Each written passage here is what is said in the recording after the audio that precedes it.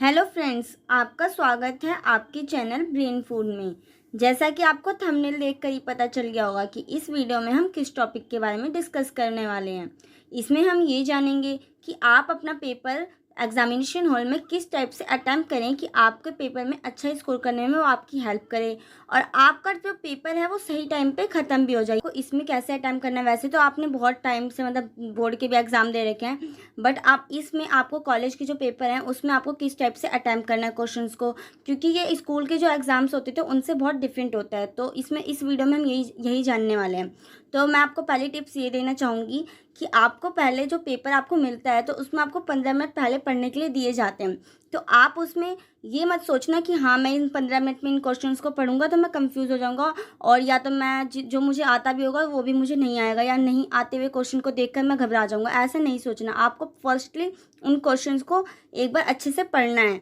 क्योंकि जब आप इन क्वेश्चंस को अच्छे से एक बार पढ़ लेते हैं तो आपको ये पता चल जाता है कि हाँ मुझे 8 में से आपको कौन से 6 क्वेश्चन करने हैं। वैसे ये होगा कि अगर आप उन क्वेश्चंस को एक बार पढ़ लेते हैं तो आपको ये पता चलेगा कि हाँ मुझे उन क्वेश्चन में से 8 क्वेश्चन में से कौन से 6 क्वेश्चन करने हैं, या उन 10 क्वेश्चन में से कौन से 5 क्वेश्चन करने हैं। इस टाइप से आपको एक आइडिया लग जाएगा। तो इसलिए उन 15 मिनट में आपको क्या करना है, इन जो 8 क्वेश्चन या 10 क्वेश्चन होंगे उनको एक बार अच्छे से पढ़ना है।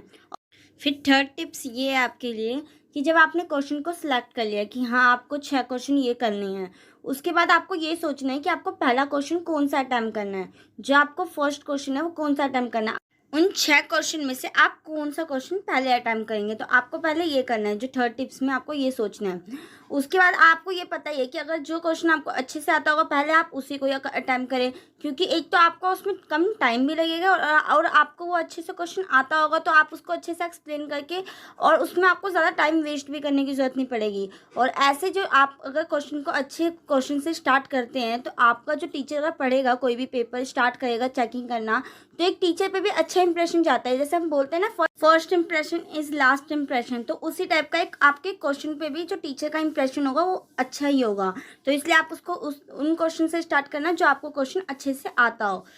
टिप्स 4 आपके लिए ये है कि आप जो टाइम लिमिट आपको मिलती है, आप जैसे कि आपको 3 घंटे मिलते हैं, पहले आपको 3 घंटे मिला करते थे, बट इस वाले जो पेपर हैं, जो इस बार पेपर होंगे 4th और 6th सेमेस्टर वाले बच्चों के,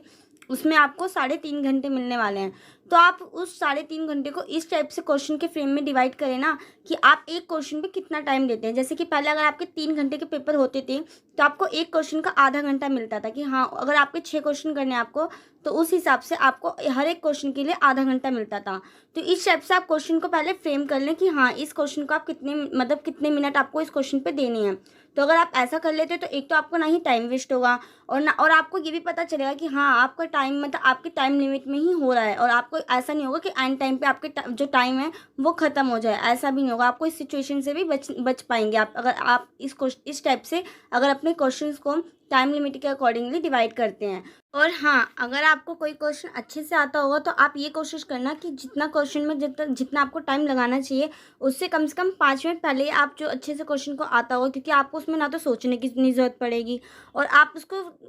कम्प्लीटली अच्छे से लिख भी पाएंगे। तो उस क्वेश्चन में आपको कम से कम टाइम देना है, जिससे कि अगर जो आपको क्वेश्चन नहीं आता होगा और जिसमें आपको सोचने की ज़्यादा ज़रूरत है उसमें आप उस टाइम को क्या कर सके, इन्वेस्ट कर सके। तो इसलिए आपको इस स्टेप से भी ये चीज़ बनाकर लेकर चलनी है शुरू से, जब एग्ज़ाम आप करने बैठे। टिप्स 5 ये है कि जब आप अपने पेपर करने बैठें तो उस टाइम आपको ये नहीं करना कि जो क्वेश्चन आपको आता है तो आप उसमें लिखे जा रहे हैं। आप उसी क्वेश्चन को लिखने में टाइम वेस्ट मत करना। जितने मार्क्स का वो आपसे क्वेश्चन पूछा है आप उतने ही मार्क्स का उसको आंसर देंगे तो वो ज़्यादा अच्छा है और आपका ऐसा टाइम भी वेस्ट नहीं होगा। क्योंकि अगर आप उसको लिखते रहते हैं इमोशंस में बहकर, अगर आपको क्वेश्चन आता है तो आप उसको लिखते रहते हैं तो it's not better for you, क्योंकि आपका एक तो टाइम भी वेस्ट होगा और आपको जो क्वेश्चन, अगर जिस क्वेश्चन में आपको ज़्यादा मार्क्स का जो क्वेश्चन पूछा है उसमें आप उतना टाइम दे भी नहीं पाएंगे। तो इसलिए जितने मार्क्स का आपसे क्वेश्चन पूछता है आप उसको पॉइंट टू पॉइंट उसमें ज़्यादा से ज़्यादा लिखेंगे तो वो आपके लिए ज़्यादा बेटर है। और हाँ,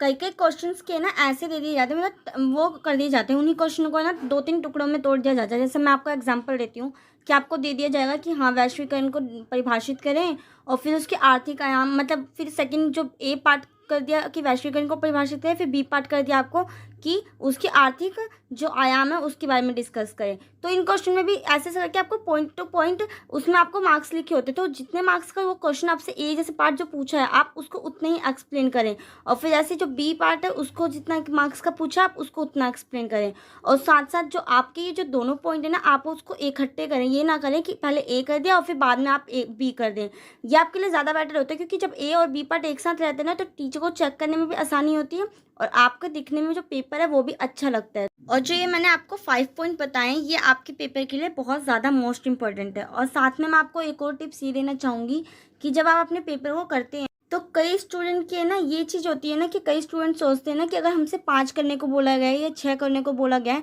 तो कई बच्चे क्या होते हैं ना कि एक्स्ट्रा क्वेश्चन कर देते हैं, कि सोचते हैं ना कि टीचर को पता नहीं चलेगा और टीचर हमें इसमें भी मार्क्स दे देंगे। तो ऐसा नहीं होता, टीचर को आसानी से पता भी चल जाता है। और वो टीचर अगर आपने एक क्वेश्चन एक्स्ट्रा कर दिया होगा तो आपके लिए प्रॉब्लम क्रिएट करता है, क्योंकि अगर आपने दोनों क्वेश्चन कर दिए, मान लो आपको 5 करने थे आपने 6 क्वेश्चन कर दिए, तो जो छठा क्वेश्चन होता है ना वो ये होता है ना कि फिर टीचर है ना टीचर के ऊपर डिपेंड करता है कि आपके इस क्वेश्चन को चेक करे या उस क्वेश्चन को चेक करो। मान लो आपको फर्स्ट क्वेश्चन बहुत अच्छे से आता था और आपको सिक्स्थ क्वेश्चन अच्छे से नहीं आता था, बट टीचर ने क्या करा, फर्स्ट क्वेश्चन को ना चेक करके जो सिक्स्थ क्वेश्चन है उसको प्रायोरिटी दी। तो इससे आपका क्या होगा, एक तो मार्क्स वो डिक्रीज हो जाएंगे, क्योंकि अगर आपने फर्स्ट क्वेश्चन अच्छे से आता था और सिक्स्थ क्वेश्चन नहीं आता था तो आप उसको अच्छे से थोड़ा ना लिख पाएंगे। तो इससे क्या होगा, एक तो आपका मार्क्स डिक्रीज होगा और इससे आपको कोई प्रॉफिट भी नहीं होने वाला। तो इसका भी आप ध्यान रखें कि कोई भी एक्स्ट्रा क्वेश्चन करने की कोशिश ना करें एग्जाम के अंदर। तो जो मैंने आपको ये जो 5 पॉइंट्स बताया है मैं आपको एक बार इसको रिवाइज करवा देती हूँ कि पहले मैंने आपको बताया कि अपने 15 मिनट को जो यूटिलाइज़ किस टाइप से करें, कि जो उन 15 मिनट में आप अपने पेपर को अच्छे से एक बार क्या कर लें, रीड आउट कर लें। ऐसा ना सोचें कि हाँ आपको अगर क्वेश्चन नहीं आता होगा तो आप मतलब एक तरीके से डिमोटिवेट हो जाएंगे, इस टाइप से ना सोचकर आप पहले पूरे क्वेश्चन पेपर को एक बार अच्छे से रिपीट कर मतलब पढ़ लें। और फिर सेकंड टिप्स ये थी कि जब आपने क्वेश्चन को पढ़ लिए तो आप एक बार वो कर लें कि हाँ आपको इन 8 क्वेश्चन में से कौन से 6 क्वेश्चन करने हैं, या 8 क्वेश्चन में से कौन से 5 क्वेश्चन करने हैं, या 10 क्वेश्चन में से कौन से 6 क्वेश्चन करने हैं। इस टाइप से एक इमेजिनेशन बना ले कि हाँ आपको इन क्वेश्चन को अटैम्प्ट करना है। और उसके बाद थर्ड टिप्स ये थी कि आप पहले जो क्वेश्चन आपको अच्छे से आता होगा पहले आप उसे अटैम्प्ट करें।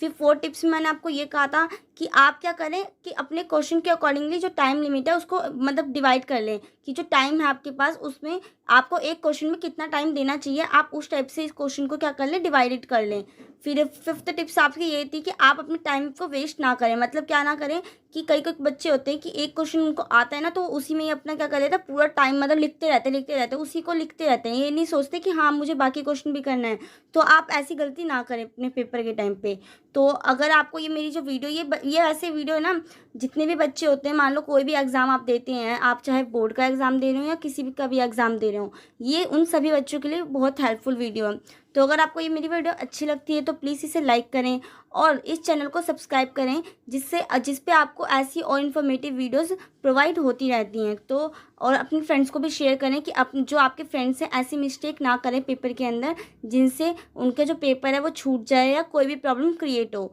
तो थैंक यू सो मच इस वीडियो को एंड तक देखने के लिए।